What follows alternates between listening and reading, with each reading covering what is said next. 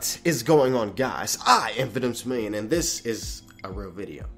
Now, if you haven't seen any of my other Norman Osborn videos pertaining to him in the Marvel Cinematic Universe, the description will be housed. This is part 3 of this little series that I'm doing. And if you haven't seen any of the other Spider-Man videos pertaining to the Marvel Cinematic Universe, again, description. You can check all that stuff out. All the jargon, all of the wonderful talk, all the discussions. Let's all talk. Anyway, this is part 3.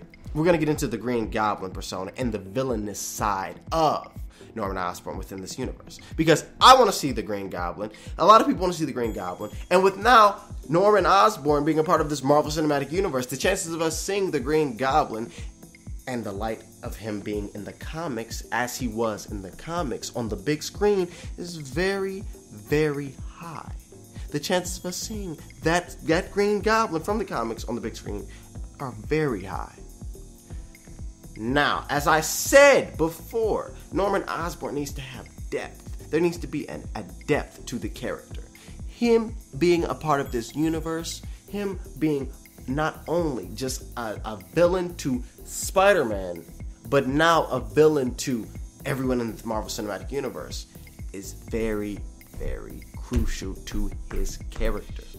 This is how you would do it, though, from his perspective. This is how I think they would do it. I already said you start off with him in the Marvel Civil War, in the Captain America Civil War film, with him being one of the supporters for the Registration Act. Why would he be a supporter for the Registration Act? He would be a supporter for the Registration Act because he does not trust the heroes. Because as soon as the heroes came about, that's when all of these things started happening in the world. That's when all of these villains came. That's when all of this destruction and death started. So from his perspective, the only problem are the heroes, because before them there were no problem. This would be the backbone to his character.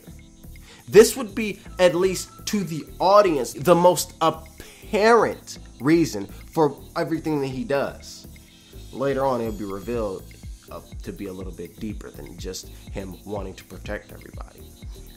We'll save that for later, though. So the Registration Act, he supports that. Whether or not it passes or does not pass does not matter, because after the Civil War, the Infinity Wars film will happen, Avengers 3, in which Thanos, a cosmic being, will come to Earth to destroy Earth. So it doesn't matter whether or not the Registration Act happens. Now, this would be important because now Norman Osborn has an even bigger reason. Listen, these heroes are a problem. We've never had aliens coming down. We've never had freaking robots flying around killing everybody. We never had any of this stuff. We never had this freaking Barney-looking dude coming down to Earth saying he's gonna kill everybody. Until now, with all these heroes, they need to be eradicated. They need to be kicked out. We don't need them here. They're causing more problems. The pros and cons, the cons outweigh the pros in terms of these heroes. That's Norman Osborn's perspective, because so much stuff is happening with these heroes being here. So after the Infinity Wars event, now he's on the straight up thought, listen, I'm Norman Osborn. I can get rid of them. Everybody else, they can't do nothing. Listen, I can get rid of them. I'm a super genius. I built this company up myself. I'm Norman Osborn. I will get rid of these heroes then. Norman Osborn puts together a team. Their plan is to fight the Avengers, get rid of the Avengers. That would take place after the Infinity Wars film. That would be the next Avengers film. That would be entering phase 4, 5, whatever it is. It would be then a hero versus villain team, and Norman Osborn would be the leader of that team. Now, in terms of Hydra and all that, I'm not sure if Norman Osborn will really be tied to that. He could be, but that could be kind of an anchor to his character, so I don't think they'll do that. Now, in terms of the Green Goblin persona, there's one of two ways they could handle this. Number 1, Green Goblin would be the persona that he takes once he is the leader of this villain team. He could be Green Goblin. He could already have had that mental trip. He says, you know what? I'm going to get rid of these heroes myself. Inject himself with his own version of the super soldier serum, and he becomes Green Goblin, loses his mind, all of that, you know. Or it could be, I can get rid of these dudes myself. with my technology, he put on a suit, something like the Iron Patriot suit, something like that. I don't think he would steal anything. A lot of people in my comment section have been writing about he steals, da-da-da-da. I don't think he would steal anything because he's a lot smarter than, like, he could, but I think it would be better if us as the audience saw him make something, create something, you know, do something in that way instead of him stealing.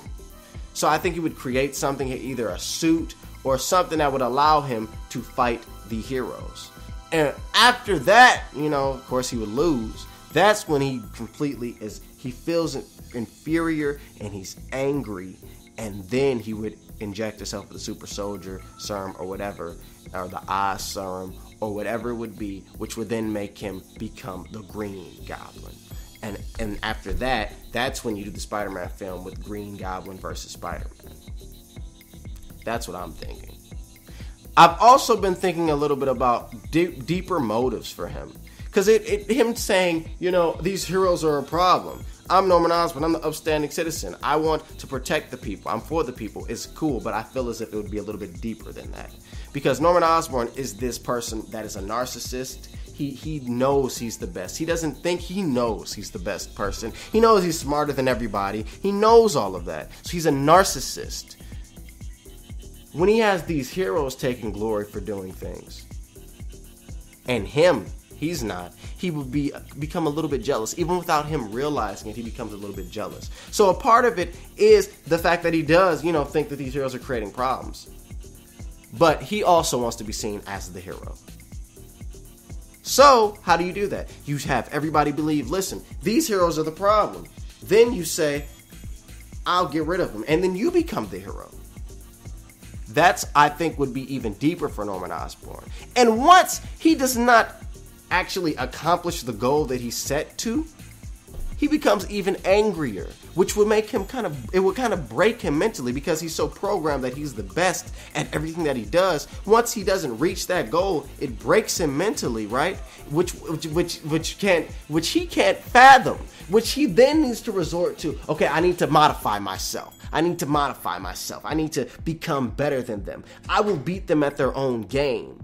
You know, I will beat this Spider-Man person at his own game. I'm a scientist. I'm the smartest person here. I can be better. You know, he then would inject himself with the eye serum, becoming the Green Goblin, and would go after Spider-Man or whomever, become a bigger threat. And because he's mentally broken, because he's a narcissist, because there's so many demons inside of him with his past, so much. That ego, once that ego is crippled, he becomes mentally crippled and will lose his mind. That could be something else within the character. But I got more to talk about in terms of Norman Osborn. I got more to talk about him. I got more to talk about that. Got to talk about some characters, some other characters. Oh, we got plenty of content coming, guys. I ain't playing with y'all. I ain't playing. I ain't playing. But right now, I just want to leave it. I want to end the video here.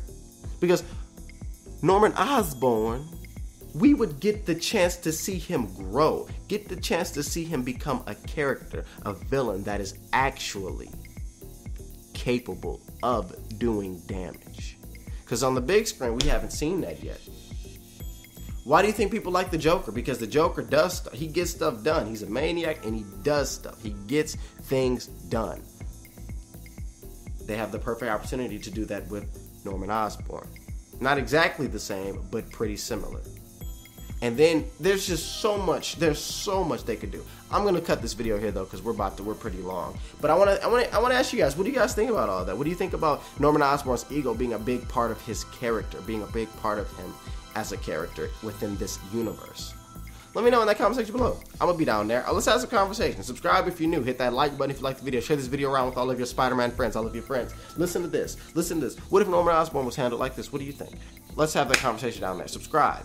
Urban Nation Radio show every Saturday.